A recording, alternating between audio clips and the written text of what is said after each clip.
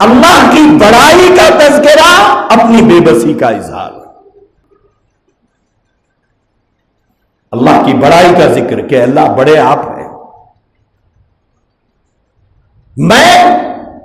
میں تو آپ کی رحمتوں کے سائے تلے جیتا ہوں،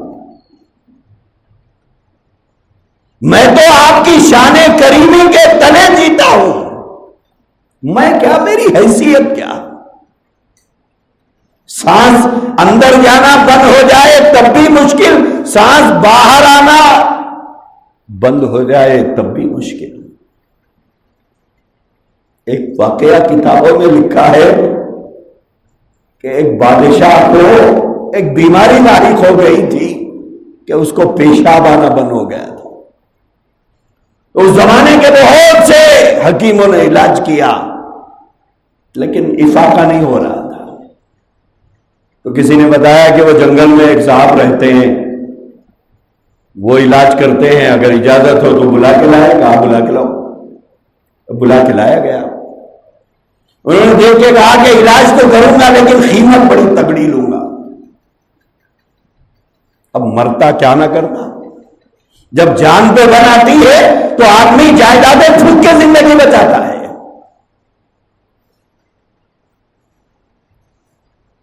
تو اس نے کہا کہ قیمت بڑی دینی پڑے گی۔ پوچھا کیا قیمت دینی پڑی؟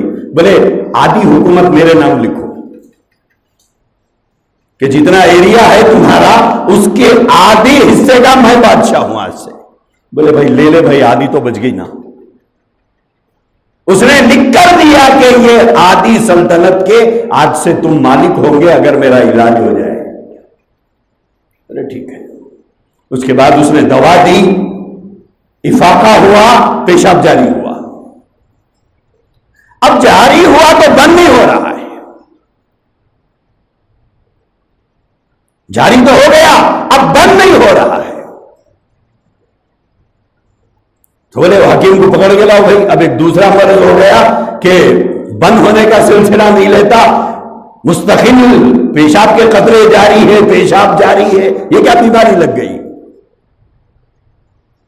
اب پھر صاحب کو لایا گیا۔ اس نے کہا کہ بھائی قیمت تو تگڑی ہوگی، قیمت تگڑی ادا کرنی پڑے گی۔ بولے صاحب تگڑی ادا کریں گے ورنہ تو موترا بادشاہ کو کون پسند کریں گے؟ ہاں، جا بیٹھے جگہ گیلی ہو رہی ہے۔ بولے کیا قیمت چاہتے ہو؟ بولے وہ جو باقی آدھی ہے وہ میرے نام پہ لکھو، تب جا کے یہ باقی کا علاج کروں گا۔ اس نے کہا کہ یہ بے عزتی کی زندگی سے، بادشاہ بن کر بے عزت ہو کے جینے سے اچھا ہے عزت دار ایک شہری کی طرح میں زندگی گزار لوں گا۔ تو اس نے باقی آدھی بھی اس کے نام لکھی۔ اس کے بعد اس نے دوا دی، اس کا پیشاب کا آنے کا سلسلہ رک گیا اور صحت یاب ہو گیا۔ تو جاتے ہوئے وہ 2 چٹیاں اس نے بادشاہ کو دی، بولے یہ تو رکھ لے۔ بولے یہ بادشاہت تجھے مبارک، تو رکھ لے۔ اس نے کہا کہ بات کیا ہے، تو نے پہلے آدھی لکھائی تھی اب آدھی لکھائی، اور جاتے ہوئے دونوں مجھے دے کے جا رہا ہے۔ کہا ایسی حکومت کا کیا فائدہ جو ایک پیشاب کے آنے اور جانے میں بک جاتی ہو، ایسی کیا حکومت کا کیا فائدہ ہے؟ تو میرے بھائیوں مت اتراؤ اپنے پاس رکھی ہوئی چیزوں پر، مت اتراؤ، مت غرور کرو،